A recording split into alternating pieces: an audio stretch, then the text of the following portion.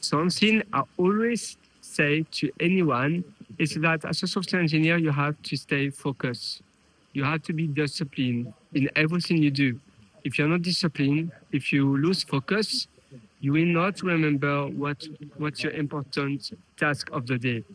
Like always in a day, we have our priorities, we share our blockers, or you can just share with yourself if you work by yourself. Like if you're a freelancer, you would have maybe high, your high important tasks of the day, and then the other ones, so the crucial ones, the blocker ones, and the less important ones. But if you forget what what are your priorities? You will do things um, that are not really important to be done. And there are always priorities, always, always, always. So the priority can change, of course, over time. But when you keep your priority, if you always remember why I do what I do each day, and you use, for instance, the agile ceremonies, like just a demo, um, like a demo at the end of the week to share with the client, if you're a freelancer you work with, or with other people. You could also have a retrospective. In my case, I think a retrospective is very important. A backlog, um, I like to refinement to to clear the tasks and again to see okay what went well last week, what didn't go well, what we should focus on now, and then we would look at the backlog and we would prioritize the tasks of the day. We would say okay, this one is a spike, we need to investigate that one. This one is an epic, we have multiple stories there and other tasks, and then where I have to start on what task, why I should start with that one, and also asking yourself why should I start on this one, and is it really necessary? Is it really valuable or important for the end user?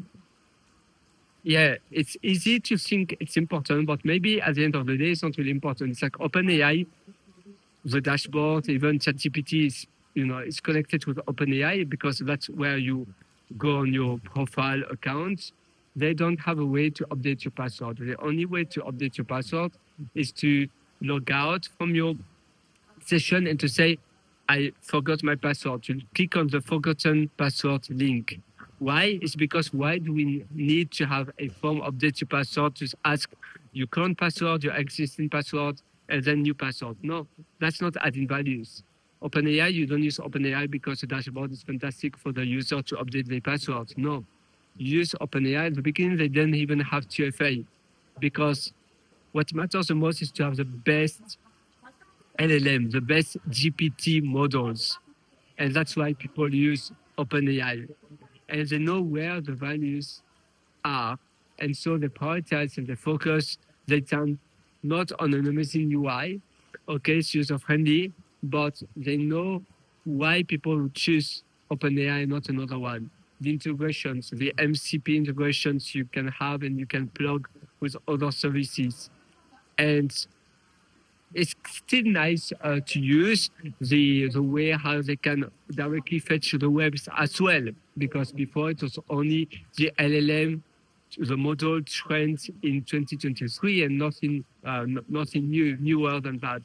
Now it fetches the data over the web and from a lot of multiple services. You see the favicon of all services it fetches, like Reddit, like Google, like other forums, like Hacker News, Product Hunt, and other ones.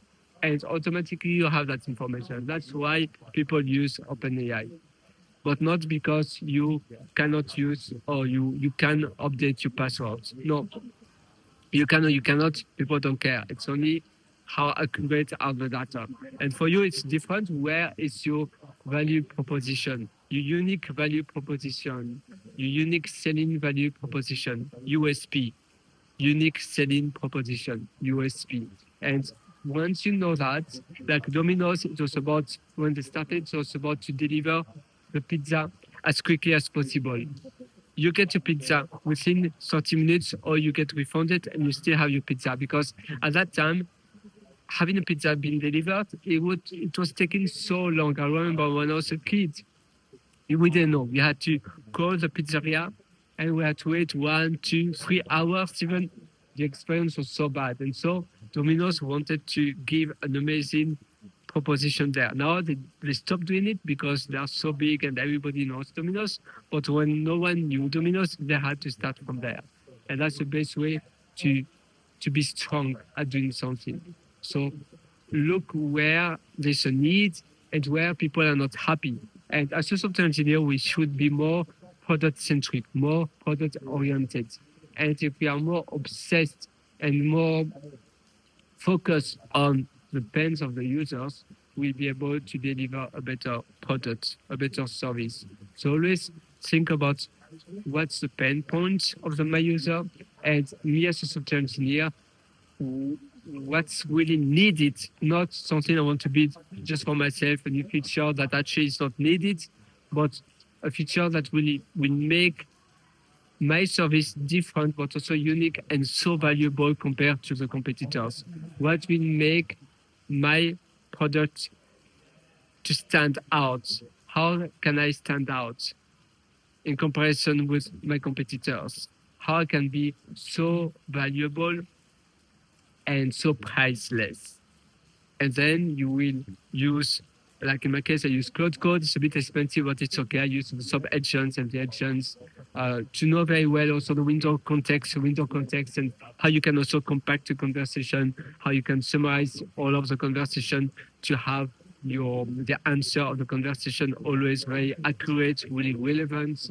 The beginning and the end normally is always what the LLM remembers. So how you can optimize this again by compacting your conversation, summarizing it.